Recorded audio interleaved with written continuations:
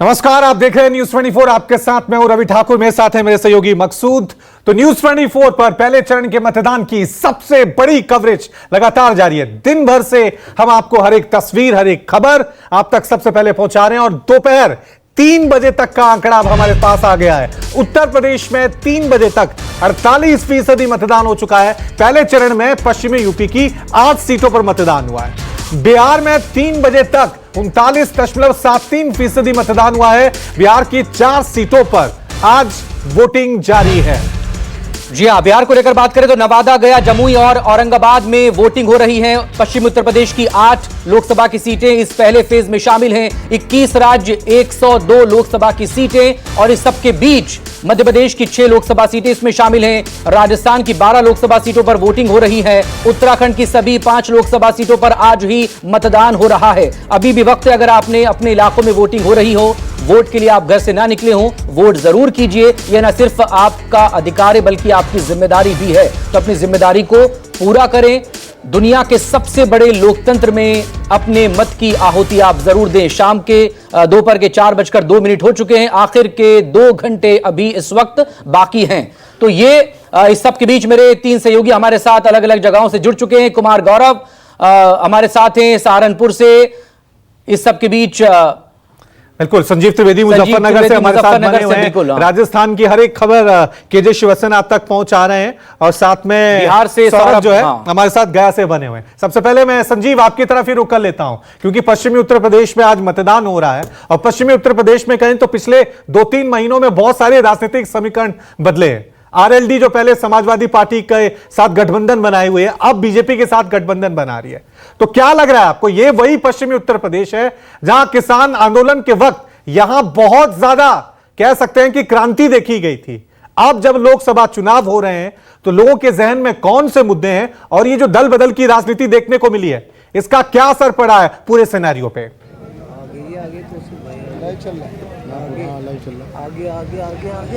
यहाँ बिल्कुल देखिए, अपने आप में ये एक बहुत महत्वपूर्ण टेस्ट केस की तरह मुजफ्फरनगर की सीट है। बहुत ही हॉट सीट मानी जाती है। केंद्रीय मंत्री संजीव बालियान यहाँ से लगातार सांसद चुने जाते रहे हैं और पिछली दफ़ा तो आरएलडी, सपा और बसपा का गठबंधन था और इसीलिए बड़ी मुश्किल से जीत पाए थे। लेकिन इस बार जैसा कि आपने खुद कहा, आरएलडी इस बार भारतीय जनता पार्टी के साथ है। तो ऐसे में क्या ये अपने आप में बहुत महत्वपूर्ण है कि उस तरफ तो गठबंधन हो गया और सामने वोट का डिवीजन है। एक तरफ समाजवादी पार्टी, हरेंद्र मलिक उनके उम्मीदवार हैं और दूसरी तरफ बीएसपी के प्रजापति वो उम्मीदवार हैं। तो दारा सिंह प्रजापति को वोट मिल रहा है मुस्लिम मत या फिर समाजवादी पार्टी को, यह भी अपने आप में बहुत बड़ा प्रश्न है जो तय करेगा यहाँ नतीजों को मुजफ्फरनगर में। लिहाजा मैं इस वक्त बुढ़ाना में हूँ और बुढ़ाना का ये जो क्षेत्र है मुस्लिम बहुल इलाका है और मन में क्या है, लोग कैसे वोटिंग बिहेवियर अपना दिखा रहे हैं, ये जानने के लिए हमारे साथ ये तमाम लोग खड़े हैं। मैं अपने कैमरामैन साथी अभय से कहूँगा कि फ्रेम को थोड़ा और खोल दे ताकि आप देख पाएँ कितने लोग हमारे साथ इस वक्त मौजूद हैं बुढ़ाना से। और चेयरमैन साहब आप भी साथ हैं। हमारे साथी रवि जानना चाहते हैं कि ये जो अदल बदल हुआ आरएलडी में और नेताजी चले गए, अब जयंत चौधरी जी बीजेपी के साथ, क्या उसका कोई असर है यहाँ के चुनाव पे?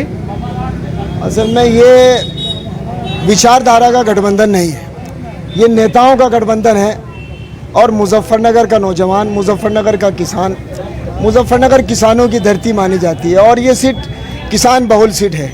यहाँ बहुत सारी कौमें, किसान कौमें मौजूद हैं, अलावा जाट के भी बहुत सारी कौमें हैं जो यहाँ किसान हैं। और जाटलैंड कहा जाता है। हाँ, जाटलैंड कहा जाता है क्योंकि जाट हमारे यहाँ क्षेत्र की साधन संपन्न कौम है, राजनीतिक कौम है और यही वजह है कि ये गठबंधन नेताओं का है। अभी जाट समाज के लोग, राष्ट्रीय लोकदल की बुनियादी विचारधारा के लोग अभी चौधरी अजीत सिंह की हार को नहीं भूल पाए जो पिछली दफा। हाँ, इन्हीं इसी मुजफ्फरनगर में और इसी भारतीय जनता पार्टी के प्रत्याशी संजीव बालियान से जो चौधरी अजीत सिंह हारे थे, उसको बहुत बड़ा यहाँ मुजफ्फरनगर के लोग उनसे जुड़े हुए तमाम लोग। और आज जयंत उन्हीं बालियान साहब के समर्थन में खड़े हैं, आप ये कहना चाह रहे हैं? हाँ, ये मुजफ्फरनगर के इधर लोगों के लिए विडंबना है कि ये विडंबना ये है, देखिए कि जिनके पिता को संजीव बालियान ने हराकर राष्ट्रीय लोकदल का अस्तित्व खत्म किया, उनके पिता को इस लेवल पर पहुंचा दिया कि वो मरने के लिए मजबूर हो गए। उस हार के सदमे में वो दुनिया से चले गए। ये आपका मानना है? चलिए अब देखिए, ये अपने आप में बहुत महत्वपूर्ण है कि ऐसे में जबकि पिछली दफा एसपी और बीएसपी एक साथ थे, इस बार एसपी और बीएसपी के अलग अलग उम्मीदवार हैं। जी, आपका क्या नाम है? मेरा नाम नवाब इम्तियाज है, मैं पूर्व प्रत्याशी रहा हूँ। तो नवाब इम्तियाज के दिमाग में क्या चल रहा था, किसे वोट दे? जो पब्लिक के दिमाग में चल रहा मैं वो बताता हूँ। आपने अभी कहा कि पिछली बार बीएसपी का, समाजवादी का, लोकदल का एक गठजोड़ हो रहा था, लेकिन अब के उससे भी बड़ा गठजोड़ है। कांग्रेस, समाजवादी पार्टी, आम आदमी पार्टी, अब के तीनों पार्टी गठबंधन से जिस प्रत्याशी को हमारी मुजफ्फरनगर लोकसभा सीट से लड़ाया है वो हरेंद्र नहीं धुलंधर है। हरेंद्र, हाँ धुलंधर है। उनके पीछे एक ये जो रेला है ना वोटों का, सर्व समाज की 36 बिरादरी की उनको वोट मिल रही है और 36 बिरादरी का नेतृत्व करते हैं वो। और सच्चाई ये है कि अब की बार लुटेरों को और कमेरों के बीच चुनाव है। ये जो है हरेंद्र सिंह, ये कमेरे हैं और बाकी लुटेरे हैं। अब मुझे एक बात का और जवाब दीजिए बड़ा संक्षिप्त में जी, कि दारा सिंह प्रजापति वो कह रहे हैं, दावा कर रहे हैं कि जीत हमारी है इसलिए कि मुस्लिम मत हमारी तरफ आ रहे हैं। देखिए, कुछ लोगों के ग्रीन चश्मे लगे हुए हैं, जैसे कहते हैं ना देसी भाषा में कि सारा अंधे को ना सब कुछ ग्रीन ही ग्रीन नजर आता है, ऐसे ही चंद लोगों के चश्मे लगे हुए हैं। हरेंद्र मलिक जी 2.25 लाख वोट से कम जीत रहे हैं। सर्व समाज की वोट मिल रही है। एक बात तो बड़ा स्पष्ट हो गया कि कहीं कोई कंफ्यूजन नहीं है। जो लोग मानकर चल रहे थे कि बीएसपी को देंगी उत्तर प्रदेश में खास तौर पर मुस्लिम समुदाय के लोग, या सपा को देंगे, जी नहीं, सपा को दी जा रही है मुजफ्फरनगर में और कमोबेश हर जगह का। नहीं, मैं बताता हूँ ना आपको। कैराना में इकरा हसन को, ठीक है, और सहारनपुर में इमरान मसूद को, मुजफ्फरनगर में हरेंद्र जी को। नहीं, जो लड़ाई है ना, जिस चीज की लड़ाई, उस मुद्दे पे आ जाओ। तीन पार्टियां गठबंधन क्या, इंडिया गठबंधन के साथ में जो मजबूत कैंडिडेट है वो अपनी नंबर 1 पे दावेदारी रख रहे हैं और उनका जो नेतृत्व कर रहे हैं सब वो अच्छे से कर रहे हैं। समाजवादी पार्टी को जाएगा। अब आप युवा हैं, आपके अपने सपने, अपने इरादे, आप ये बताइए कि जब आप वोट देने गए या तो क्या दिमाग में आपके क्या चल रहा था? ये लोग तो नेता लोग हैं, नेताओं जैसी बात करते हैं, अपने मन की बात कहिए। जी, युवाओं के मन में तो रोजगार, बेरोजगारी बहुत ज़्यादा है, महंगाई, उस पर हम जो है ना उस पर ही वोट करेंगे और उस पर ही हमने वोट किया। आपने किया है? क्या नाम है आपका? मकबूल नाम है जी। मकबूल जरा पीछे हटिए, इनको आने दीजिए। चाचा जान कुछ बोलना चाहते हैं? हाँ बिल्कुल बोलना चाह रहे जी। हाँ बताइए भाई, बताइए, मैं सवाल नहीं करता हूँ, आप सीधे बोल दो। मेरे घर के 8 वोट हैं और 8 वोट में से 1 वोट आ रही, वो भी सफेद पट्टी में। कब की मेरी करनी होगी कस्बे में 1 वोट नहीं आ रही। क्या है यो? सारे मुसलमानों के वोट काट रखी। अच्छा, पूरे मोहल्ले में कट रही। 1 वोट आई और 8 वोटों में से 1 वोट आई जी। और अरे नहीं बता रहा जी मैं, ये कहीं और की है। 1 वोट आ रही, दिखाओ। इम्पोर्टेंट है ये बात भी, देखिए महत्वपूर्ण कि भाई आखिर वोट आपके 8 थे तो एक ही वोट कैसे आया? एक भाई बोलना चाह रहे थे बहुत देर से, कहाँ चले गए? दिखाओ ना चैनल पे।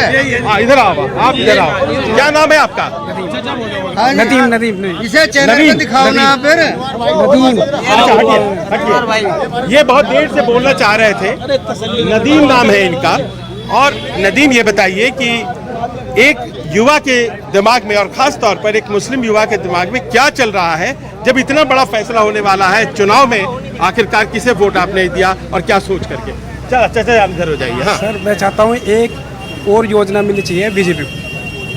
मिलनी चाहिए, बिल्कुल मिलनी चाहिए। हाँ, एक योजना और मिलनी चाहिए बीजेपी को। उसकी वजह है अभी आप कह रहे हैं सरकार के एक योजना और उनको मौका देना चाहिए। अभी काफ़ी उन्होंने कुछ पेंडिंग काम थे सुधारे हैं, बिल्कुल सुधारे हैं, तो थोड़ा सा और मौका मिलना चाहिए, ये नदीम कह रहे हैं। चलिए, अब ये भी एक कलर है। अब इसमें एक बात हम कहना चाहते हैं, हमारी बात सुन लो फिर हम जा रहे हैं। लास्ट बात, बहुत संक्षिप्त में, जिन लोगों की सोच ये थी ना कि इन्हें एक मौका और मिलना चाहिए, अब के डीजल 68 से 100 हुआ है, अब के डीजल, ये जो कहते हैं ना 400 पार, डरा रहे हो डराते नहीं। ये जो कह रहे हैं ना डीजल पेट्रोल 400 पार, अरे वो सीधे युवा है, उसकी भी बात रहने दो। भाई युवाओं की बात कर रहे हैं ना आप, रोजगार की बात करें, शिक्षा की बात करें, स्वास्थ्य की बात करें। रोजगार के आंकड़े देखें, 23% देख लीजिएगा पूरे हिंदुस्तान के आंकड़े उठा के 140 में से 23% देख लीजिएगा। एक आखिरी प्रश्न आपसे चेयरमैन साहब, इन्होंने कहा कि नरेंद्र मलिक जीतेंगे, वो भी 2 लाख आपने आंकड़ा भी दे दिया। 2 लाख। आपको क्या लगता है? मुझे लगता है कि चुनाव बहुत संघर्ष का है, संघर्ष का, बहुत कांटे की टक्कर है। हाँ? इतना बड़ा हार जीत का मार्जिन नहीं है, इतना बड़ा हार जीत का मार्जिन नहीं है, लेकिन यह है 50,000 से अधिक मतों से हम चुनाव जीते। और आप सबको के मत जो है एक तरफा होंगे, चाहे वो जिधर भी जाए। जी जी, असल में यहाँ का जो गठबंधन है ना, ये 3 पार्टी 4 पार्टी का भी नहीं, ये तो 36 कौम का और जनता का गठबंधन बन चुका है। एक बात थी यहाँ पे कि क्षत्रियों का की जो नाराजगी है वो मैटर करेगी क्या? मैंने पाया कि वो मैटर करेगी, लेकिन उतनी नहीं जितनी की कही जा रही थी। दूसरा सवाल ये था कि आखिरकार मुस्लिम मतदाता बटेंगे या फिर एक तरफा जाएंगे। वो भी बड़ा स्पष्ट हो गया है कि वो एक तरफा जाएंगे। ज्यादातर जगहों पर मुझे यही समझ में बात आई है। तो ऐसे में जाहिर है कि वो लड़ाई जो है वो कांटे की है। हरेंद्र मलिक आते हैं या फिर संजीव बालियान आते हैं, देखने वाली बात ये होगी। 4 जून को ये साफ हो जाएगा। लेकिन पश्चिम उत्तर प्रदेश का सेंटर कहलाता है राजनीति का मुजफ्फरनगर। संजीव त्रिवेदी से हम लगातार बात करते रहेंगे, लेकिन फिलहाल बिहार के गया का रुख करेंगे। सौरभ कुमार मेरे सहयोगी इस वक्त हमारे साथ हैं। बिहार में 3 बजे तक 39.73% यानी करीब 40% के आसपास बिहार में मतदान हो चुका है। चारों लोकसभा सीटों पर वोटिंग इस वक्त जारी है। शाम 6 बजे तक वोटिंग वहां पर होनी है। 6 बजे तक जो पोलिंग स्टेशन पहुंच गया अपना वोट वो कास्ट कर सकता है। सौरभ कुमार, 40 में से 4 लोकसभा सीटों पर आज वोटिंग, माहौल इस वक्त क्या नजर आ रहा है बिहार का? एक तरफ एनडीए, दूसरी तरफ इंडिया गठबंधन।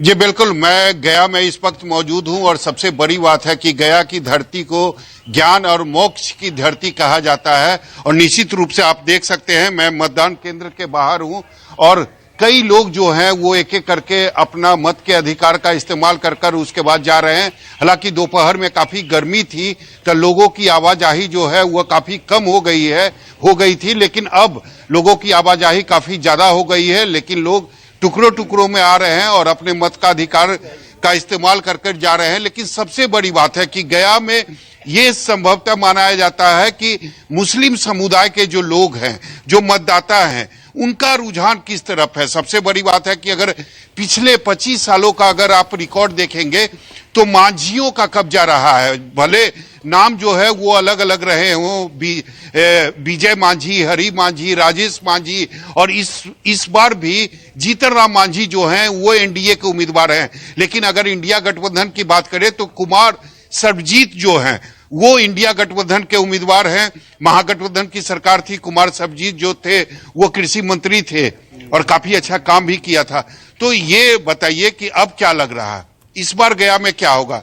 कुछ परिवर्तन होगा या जो 25 सालों से चला रहा है वही दिखाई देगा एक बार फिर से? इस वक्त परिवर्तन होगा। मांझी का जो दबदबा था गया में वो खत्म होगा। इंडिया गठबंधन की जीत पक्की है। चलिए, कुछ महिलाएं भी खड़ी हैं काफी देर से, उनसे भी बात करते हैं। मैम बताइए क्या लग रहा है इस बार, क्या गया का माहौल क्या है? जब आप ईवीएम का बटन दबा रही थी तो मन में क्या ख्याल आ रहा था, क्या मुद्दे आ रहे थे सामने में? मुद्दा यही आ रहा था कि बस जो भी रहे विकास होना चाहिए और अच्छा बिजनेस, नौकरी। लॉकडाउन की वजह से बहुत लोग पीछे रह गए, बहुत असर पड़ा, तो चाहते हैं कि उस वजह से ज्यादा बार विकास हो। जो सांसद थे, आपको लगता है कि गया का विकास वो कर पाए या पिछले 10-15 सालों में गया का विकास वो हुआ जो होना चाहिए था? जी हुआ है थोड़ा बहुत, लेकिन होना चाहिए अच्छा। और थोड़ा नौकरी बिजनेस पर भी ध्यान, बहुत असर पड़ा है और अच्छा का उम्मीद करते हैं और सबको मान्यता दिया जाए, जातिवाद नहीं, एक जैसा माना जाए। मतलब धर्म के नाम पर लोगों को बांटा नहीं जाए या लड़ाई झगड़े नहीं, सब आपस में मिल के रहें और अच्छा से राज्य को चलाएं और सबको विकास में ले जाएं। कहे लॉकडाउन की वजह से बहुत लोग पीछे हो गए हैं। निश्चित तौर पर लॉकडाउन की वजह से काफी पीछे पूरा देश हो गया है। आप जब ईवीएम का बटन दबा रही थी तो मन में क्या ख्याल आ रहा था, क्या मुद्दे आ रहे थे आंखों के सामने? वही इनके बात से हम भी सहमत हैं, और क्या बोलेंगे। बस ये बताइए, आप युवा हैं, क्या चाहता है गया का जो युवा है, जो युवा मतदाता है, वो क्या चाहता है? कितना खुश है जो पहले से सांसद थे? क्या उनको रहने की जरूरत है या उनको फिर बदलने की जरूरत है? बदलने की जरूरत है सर, विकास चाहिए। विकास नहीं हुआ है यहाँ 20 साल से। शिक्षा और हर चीज का व्यवस्था नहीं है, जैसे हॉस्पिटल वगैरह कुछ यहाँ मतलब व्यवस्था नहीं है। विकास बहुत जरूरी है। चाचा बताइए। कोई विकास नहीं यहाँ हुआ। सबसे बड़ा कि यहाँ हेल्थ का पहला है, कोई हॉस्पिटल ऐसा नहीं है जो कि सफिशिएंट हो। कुछ होता है पटना यहाँ से लेके दौड़ना पड़ता है मरीज को। न संसद यहाँ का किया, न एमएलए किया आता है। ये गया का कोई विकास नहीं किया है। सिर्फ वोट हम लोग देते हैं, लेकिन हमारा इस्तेमाल जरूर लोग ले लेता है, लेकिन हम लोग को फायदा नहीं मिलता है। जीतन राम मांझी चौथी बार लोकसभा चुनाव लड़ रहे हैं, 3 बार वो हार चुके हैं, इस बार क्या होगा? देखिए, उम्मीद तो है हम लोग को भाई कि आप दूसरे लोग आए, समझ गए ना। ये मांझी उंझी सब बहुत हो गया, और सबसे कोई भी आए, यहाँ विकास होना बहुत जरूरी है। पहला प्रेम कुमार इतने दिन से हैं, एक तो हम लोग को अच्छा हॉस्पिटल नहीं दे पाए आज तक। 40 सालों से 8 बार विधायक है जी, आज तक एक हॉस्पिटल नहीं मिला हम लोग को। मरीज मर जाता है यहाँ ये इलाज के लिए, समझे ना। और ऐसे कोई विकास नहीं है। बेरोजगारी बहुत ज्यादा बढ़ गया है, महंगाई चरम सीमा पर है, बिल्कुल हर पब्लिक की हालत बिल्कुल बुरा है, कोई विकास नहीं है। ये बताइए, दूसरे उम्मीदवार के बारे में बताइए, कुमार सर्वजीत, उनके बारे में क्या कहेंगे? देखिए सर, हम क्या बोले, हम एक मजदूर के आदमी हैं, हम क्या बोले। ये ईवीएम से अब हम लोग तंग आ चुके हैं, हम लोग सेटिस्फाई नहीं। ठीक है। तो अपने अपने मुद्दों को लेकर लोग मतदान करने निकल रहे हैं। सीधा रुक करते हैं सहारनपुर का। हमारे साथ मेरे सहयोगी कुमार गौरव हमारे साथ बने। कुमार, क्योंकि हम देख रहे थे मुजफ्फरनगर से संजीव जब बता रहे थे तो वहां लग रहा था कि मुस्लिम वोट जो है इस बार एक तरफा पड़ रहा हुआ है, बिखराव नहीं है मुस्लिम वोटों में।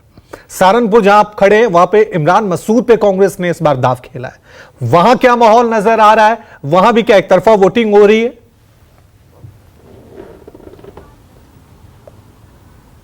देखिए, इसका विश्लेषण मैं बाद में करूंगा, लेकिन सबसे पहले कुछ महिला मतदाता हैं जो वोट देकर निकले हैं, उनसे उनके मुद्दे समझते हैं। आपके दिमाग में क्या मुद्दा था जब आप वोट देने गई? क्या सोचकर वोट दिया है? हमने कमल पे दिया है। नहीं, ये नहीं पूछ रहा हूँ किस पे दिया है, क्या सोचा? बस कुछ नहीं सोचा। अच्छा, ऐसे दे दिया। आप बताइए, बस क्या सोच कर दिया? महंगाई वगैरह ठीक लग रहा है आपको या? बस सब कुछ ठीक है, योगी जी हैं तो सब कुछ ठीक है। सब ठीक है। आप युवा हैं, आप बताइए क्या सोचकर आप लोग? आज के टाइम का जो मत है वो शिक्षा पर है, रोजगार पर है, बेरोजगारी के खिलाफ है, महंगाई के खिलाफ है। आज के टाइम पे यार सोना कितना महंगा हो चुका है, पेट्रोल कितना महंगा हो चुका है, गैस के दाम कितने महंगे हो चुके हैं, और देश की आप देख ही रहे हैं कि अर्थव्यवस्था कहाँ पर पहुँच चुकी है। हमारा डॉलर जो है 83 रुपीज़ हो चुका है। तो आज का जो व्यवस्था तो अच्छी हो गई है। अर्थव्यवस्था कैसे अच्छी हो गई? डॉलर 83 रुपीज़ हो रहा है। रोजगार कहाँ हो रहा है? जुमला था 2 करोड़ जो रोजगार था, एक जुमला था। 5 करोड़ रुपए अकाउंट्स में आएंगे, वो एक जुमला था। ठीक है, आप बताएं क्या सोचकर आपने वोट दिया? हमने सोच कर दिया, एक तो अमन शांति बहुत है, एक सड़कों पे बहुत गड्ढे होते थे, बहुत व्हीकल टूटते थे, बहुत नुकसान होता था, और कि अब कोई टाइम ये नहीं देखता आदमी कि हमें किस टाइम चलना है, किस टाइम नहीं। रात को 12 बजे चल दो, 1 बजे चल दो। सुरक्षा की व्यवस्था है, बिजली की यहाँ व्यवस्था नहीं थी पहले, कुछ भी लट बजता था, आपस में लड़ाई होती थी, झगड़े होते थे गांव वालों में। और अब बिजली की इतनी भी अच्छी व्यवस्था, किसी टाइम किसान पानी दे लो, दिन में दे लो, रात को जाने की जरूरत नहीं पड़ती। इतना अच्छा सरकार ने किया है। और हमें क्या चाहिए? बिजली, सड़क, पानी और सुरक्षा। ठीक है, और सुरक्षा, इससे अच्छा कुछ है ही नहीं। ठीक है भाई साहब, इससे अच्छा मतलब कुछ हो नहीं सकता है, मतलब राम राज्य समझो। ठीक है, ये हर वोटर का अपना एक परसेप्शन है, लेकिन जहाँ तक आपने मुस्लिम वोटों के ध्रुवीकरण की बात की, जाहिर तौर पे यहाँ 3 उम्मीदवार हैं। बसपा के माजिद अली, दूसरे इमरान मसूद हैं, कांग्रेस और समाजवादी पार्टी गठबंधन के हैं, दूसरी तरफ एनडीए के लखनपाल शर्मा हैं। तो जाहिर तौर पे जो एक जो माहौल बना है मुस्लिम वोटों का, वो जो बिखराव, एक जो प्रयास था बीजेपी का कि अगर सपा, कांग्रेस और बसपा के बीच मुस्लिम वोटों का बंटवारा होता है तो जाहिर तौर पे ऐसे में बीजेपी को लाभ हो सकता है। लेकिन इस सीट पे भी मैं अगर खास करके बातचीत करूं, जितना दिन भर मैं बूथ पे घूमा हूं या देखा हूं, मुस्लिम मतदाताओं ने अच्छी संख्या में वोट किया है और एक तरह से ये दिखा है कि धार्मिक आधार पे एक जो होता है ना कि ध्रुवीकरण की तरह का माहौल है। आपने हिंदू समाज जो है वो एक तरफ भाजपा की बात करता है, मुस्लिम समाज जो है वो कांग्रेस एसपी की बात करता है, बसपा की बात करने वाला कम है, क्योंकि बसपा अगर मैदान में उतरती और वो अगर 2-2.5 लाख 1 लाख 1.5 लाख वोट लेती तो ऐसे में बीजेपी को ज़्यादा फायदा होता हुआ दिखता। लेकिन हाँ, मुस्लिम समाज 2 जगह नहीं गया है, ऐसा लग रहा है कि उन्होंने ये तय किया कि जो बीजेपी को हरा है उसके साथ जाए, और इसलिए एक तरफा जो है आप कह सकते हैं। और आखिर दिन में जिस तरह से कांग्रेस महासचिव भी वहां पर पहुंची थी, प्रियंका गांधी, एक बड़ी रैली उनकी तरफ से की गई थी, उसकी भी तस्वीरें लगातार सामने रही है। तो माहौल किसके पक्ष में है तो जाहिर है नतीजे ही बताएंगे। लेकिन फिलहाल वोटर्स जो हैं वो वोट करने के लिए घर से निकल रहे हैं बाहर, ये अच्छी बात है। राजस्थान का रुख करेंगे केजे श्रीवास्तव, राजस्थान से मेरे सहयोगी हमारे साथ जुड़ गए हैं, क्योंकि 12 लोकसभा सीटों पर राजस्थान में वोटिंग हो रही है। केजे, 25 की 25, 14 और 19 में क्लीन स्वीप किया था बीजेपी ने, लेकिन इस बार चुनाव प्रचार में दोनों ही पार्टियों की तरफ से पूरी ताकत का झोंकना, बड़े नेताओं का मंच से एक दूसरे पर निशाना साधना या कहें कि वार पर पलटवार करना। इस बार राजस्थान में बहुत सी सीटें हैं जहां पर बहुत गर्मा गर्मी नजर आ रही है। आप किस तरह का माहौल आज वोटिंग वाले दिन देख रहे हैं इन 12 लोकसभा सीटों पर? जी देखिए, गर्मा गर्मी की आपने बात की है तो उससे पहले मैं मौसम की गर्मी आपको बताता हूं। राजस्थान में इस वक्त यदि मैं जयपुर में खड़ा हूं और जयपुर के टेम्परेचर की बात की जाए तो 39 डिग्री सेल्सियस है। कड़ाके की धूप है, लोग बाहर नहीं आ रहे हैं। हालांकि चुनाव आयोग ने अपनी ओर से देखिए यहां पर इस तरह से व्यवस्था की है, पीने के पानी जो भी मतदान केंद्र पे आए और तमाम तरह की सुविधाएं की है, लेकिन लोग घर से बाहर नहीं आ रहे हैं। ये मतदान केंद्र आपको पूरा खाली नजर आएगा। राजस्थान में अगर 4 बजे तक की बात की जाए तो केवल 42% मतदान हुआ है। अपने आप में शायद चौंकाने वाला है कि तमाम कोशिशों के बाद भी लोग केवल गर्मी के कारण यहां पर बाहर नहीं आ रहे हैं, क्योंकि लू के थपेड़े भी पड़ रहे हैं। जो लोग यहां पर वोट डाल के आ रहे हैं वे काफी खुश हैं। मैं आपको अब आगे की बात, आपने जो सवाल पूछा उसके बाद बताता हूं। इस बार बीजेपी के लिए यहां बड़ी चुनौती भी है, क्योंकि डबल इंजन की सरकार राजस्थान में है। जहां तक चुनावी मुद्दों की या प्रत्याशियों के चयन की बात है, बीजेपी ने कई सांसदों के टिकट काट दिए हैं, उनकी जगह नए चेहरे को उतारा है। वहीं कांग्रेस की कोशिश इस बार यही रही है कि राहुल गांधी या और कोई तमाम जितने कांग्रेस के बड़े स्टार प्रचारक हैं उनको बुलाने की बजाय वह स्थानीय नेताओं के जरिए ही लोगों को लुभाने की लगातार यहां कोशिश करी थी। राहुल गांधी का केवल एक दौरा यहां पर हुआ है। सोनिया गांधी एक बार यहां पर आई थी। उसके अलावा यदि प्रियंका गांधी को देखो तो 3 जनसभाएं और 2 रोड शो की है।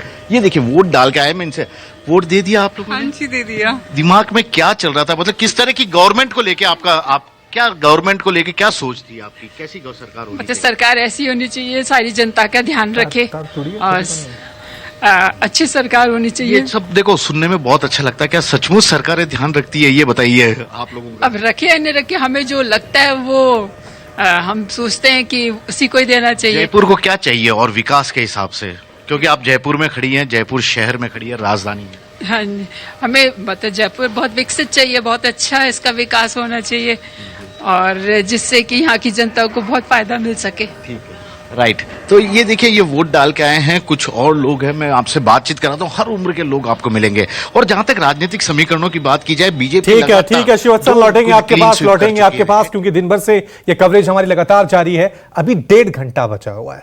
1.5 घंटे अगर आपके इलाके में कहीं वोटिंग हो रही है, मतदान हो रही है, तो न्यूज़ 24 आपसे बार बार अपील कर रहा है कि आप मताधिकार का इस्तेमाल जरूर करें, क्योंकि ये आपका अधिकार नहीं, ये आपका जिम्मेदारी भी है और आपका कर्तव्य भी है। एक छोटा सा ब्रेक, देखते रहिए न्यूज़ 24। चुनाव मतलब न्यूज़ 24।